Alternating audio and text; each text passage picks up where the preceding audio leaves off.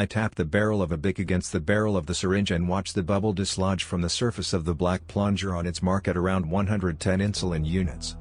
Should I do this or just go to bed? Am I just trying to escape boredom and a vague depression? Last week definitely added a new element to the repetitive but endlessly intriguing odyssey of my 4-ho DMT and ketamine combination trips, and there's no doubt in my mind that this is the most prolific pair of drugs I've ever held a telepathic trialogue with. I've experienced psychedelically simulated birthing and birth accompanied by symbolic and entirely automatic body movements under their direction. On 2 separate occasions I asked a question out loud that was immediately and unexpectedly followed by a spasm of poetic automatic speech that actually answered the question asked. These drugs have provided a forum for the expression of an inner non-conscious intelligence unlike anything I've encountered in 10 years of psychedelics use. The uniqueness and profundity of these experiences obligates me to pursue them further, though obviously some might arrive at the opposite conclusion. Anyways, I already sucked 7 mg of 4-ACO DMT into my sinuses to lay the foundation for tonight's dose 30 minutes ago. Enough convincing myself, I look back at the plunger, burp the barrel, get set, and go. 14 mg of synthetic psilocin and 55 mg of racemic ketamine sinks into my upper right thigh and spreads through my muscle like the venom of a newborn god. I begin to feel the ketamine within 30 seconds of starting to press the plunger.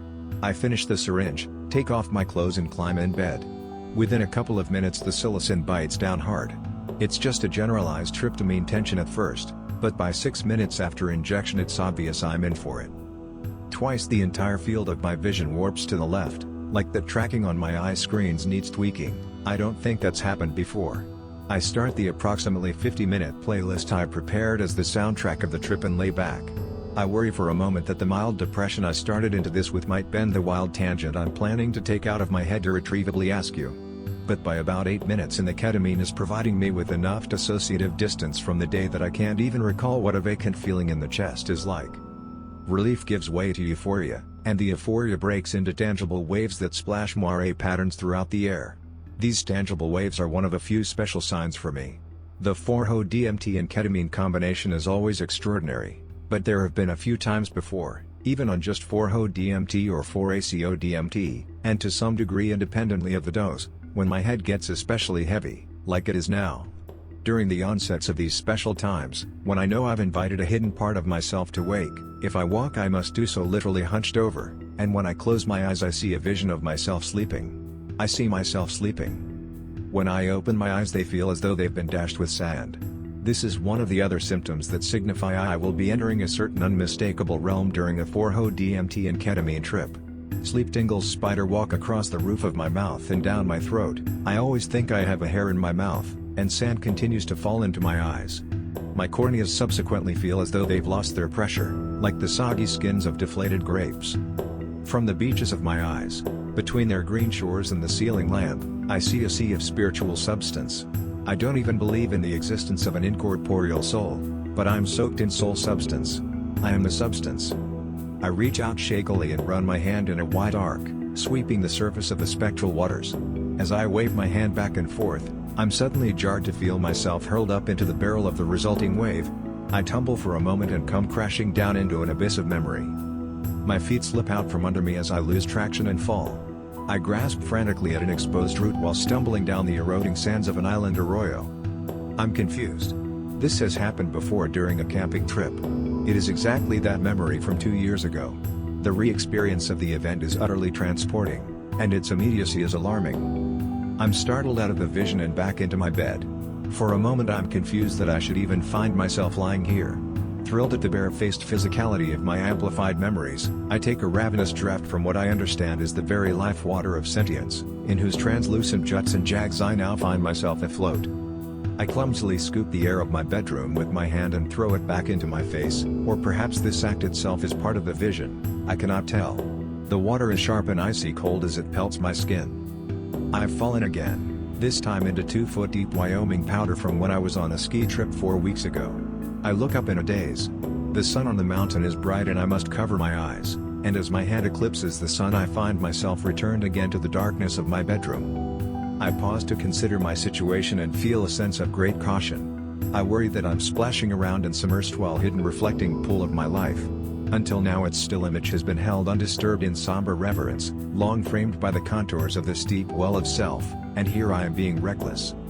No sooner does this notion enter my mind than an ominous bubble is felt freeing itself from the water's depths. It bends my vision across its gurgling surface as it rises up through me. I feel distorted and sick as the bubble passes through my chest and up through my head. I need to stop moving if I'm to regain composure.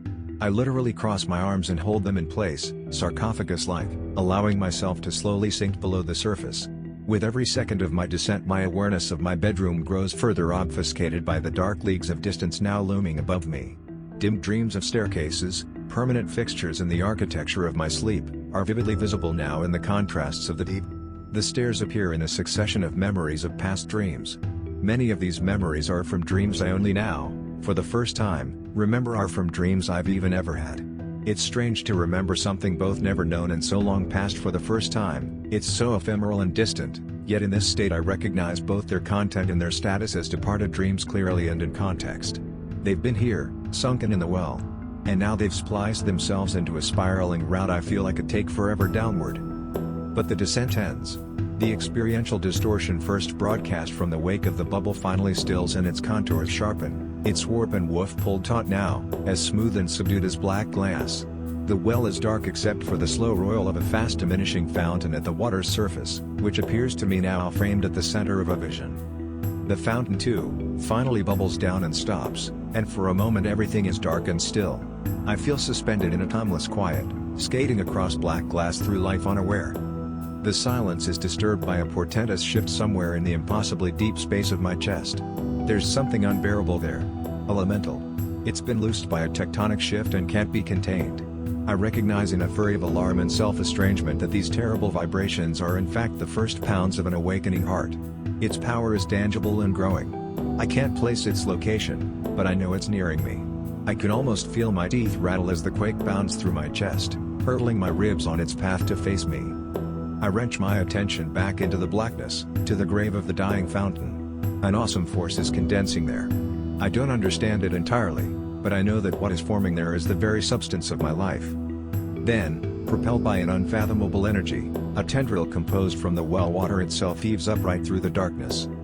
Its presence is magisterial, and its vigor absolute. I don't see it. It isn't an image. It is an experiential metaphor.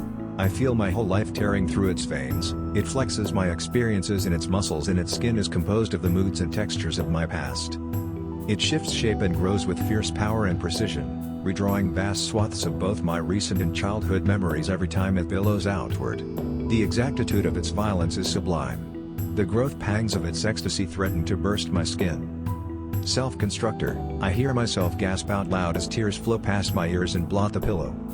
From here I find myself pulsing through the veins of the tendril, hurled through various channels of my life's experience with a speed exceeding some definite but unknown limit. But I never feel confined to just one channel.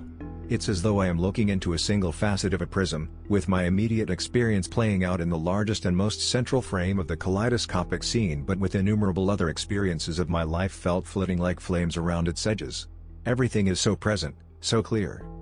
Like before, when the memory of falling and gripping the root on the island during a summer kayaking trip was followed subsequently by falling from my skis and into snow, the channels of my memories remain networked through associationistic nodes.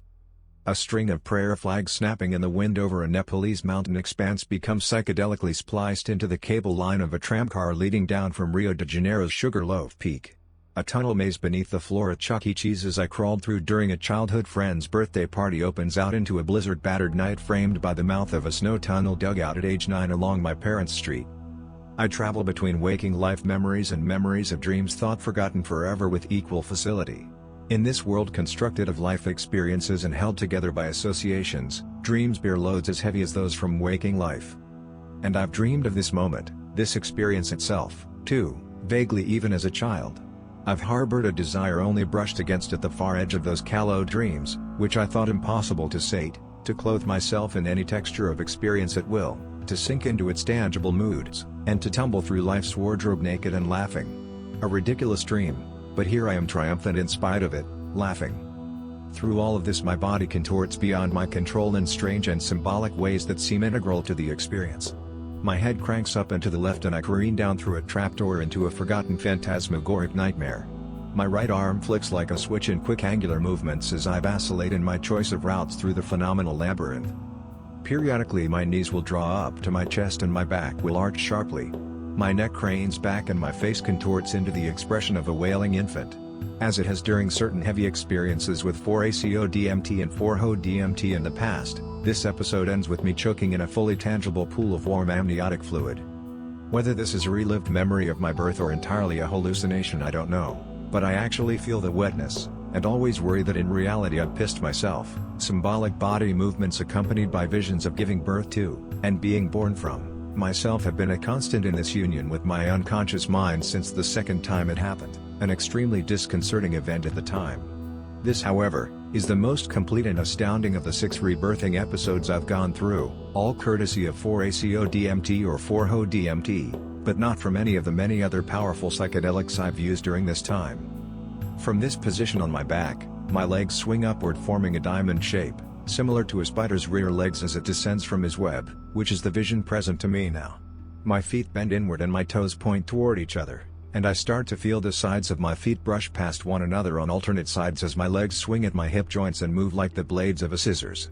I feel them sewing some warm visceral substance as they move in this kind of quick repetitive pinching motion. My arms begin a kind of angular dance, and I have a vision of myself in the skunkworks of a vast mandala, as the central operator of a process I generate but do not understand. Every movement, as I perform it, as symbolized by the content of the mandala vision, is seen as integrated into the mechanics of the conscious experience of the movement itself. Though the limb movements feel integral and functional to the happenings of the vision, I conclude they are made only as communicative and symbolic gestures, as I have to doubt that amputation would excise the essence of such a core experience. I next begin to feel mild electric jolts at my hips. The sensation alternates between my left and right hip every second or two and my whole field of vision bounces between the jolts. It takes me a moment to realize what's going on and look down toward the foot of the bed for confirmation. I'm walking. Or rather my legs are making the motion of stepping out onto and walking on some invisible surface that runs perpendicularly to the mattress and extends up toward the ceiling. Every second or two my heels send reverberations through the box spring as they batter down on the sheets, sending waves traveling through my line of sight. I cannot recall the circumstances of the trip's narrative that led to the walking motion. There was simply too much going on to keep track of. I resolve to pay special attention to see if I can't find out what exactly happened in the visions to initiate it next time, if anything did at all. At this point David Lynch slinks his way into my mind. I recall the only clue he gave to the audience for understanding his film at the premiere of Inland Empire. Lynch recites from the Aitareya Upanishad, "We are like the spider. We weave our life and then move along in it. We are like the dreamer who dreams and then lives in the dream." With every step across the network I myself have woven, my spider's foot plucks the threads, sending out reverberations and shaking sticky moods from the web that transduce into the chords of melodies whose progressions I can only track because I've lived them. A memory so simple as exiting work and retrieving a snack from my car a week ago I discover to have its own mood, a seemingly pre-linguistic, pre-imageable feeling that is absolutely unique and precisely this event in my life zone. I'm not certain whether this mood or impression or atmosphere, or whatever, is a gestalt of the sensory experiences that compose the memory, if it is truly primary to those sensory experiences, or if it makes even sense to make such distinctions. I only know my bewilderment is beautiful. No sooner have I started to come to grips with the new episodes of the trip than an orange light soaks through my eyelids and drenches the visions with an eerie hue. Though I still feel the press of the mattress at my back, I have a strong sense of having come into a new space. The light seems very real, and I expect to see the kitchen light on as I open my eyes. The only visible light is from the nightlight that shines the way to the bathroom, but that lays in broken green shards scattered against the wall. The kitchen switch has not been flicked, but the light is not just another ornament of the visions either.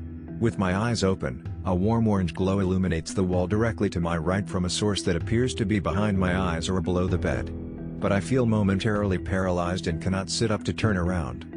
I experienced this light for the first time 1 week ago during my last 4-HO-DMT and ketamine trip.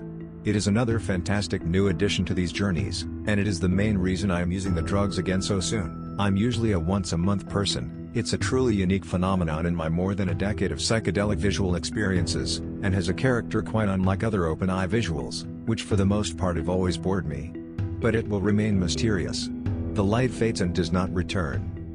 I continue to writhe in a kind of searing ecstasy that would probably look like agony to any witness as the playlist begins its third repetition. I had forgotten I was listening to music at all. This has been going on for nearly 2 hours, about double the duration of my usual intramuscular ketamine and 4-HO DMT trips.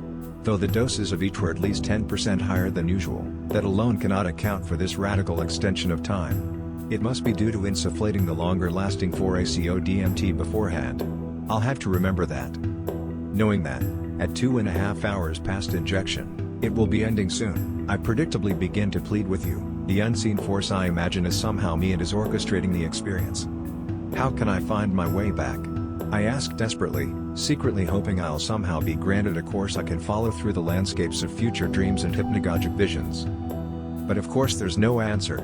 That is fine. I am grateful for what I was shown, a higher self that spins the threads of the very life I walk upon in the web of memory and mood that gives that life shape, performing its sacred work in the nidus of a deeper heart. To have relived my past through the eyes of this higher self confirms its secret presence even in my youth, and all but guarantees its witness to my future.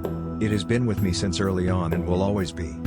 It is indeed heartening to my faith to have worn the hands that shape my life as gloves, to have gathered the forever flow of mental magma and shaped it as it hardens into an obsidian sculpture of my life at this one point in time. I look on that sculpture now with reverence and satisfaction, and bask in the warmth of its radiance as it cools into the black glass that reflects everything and nothing at all.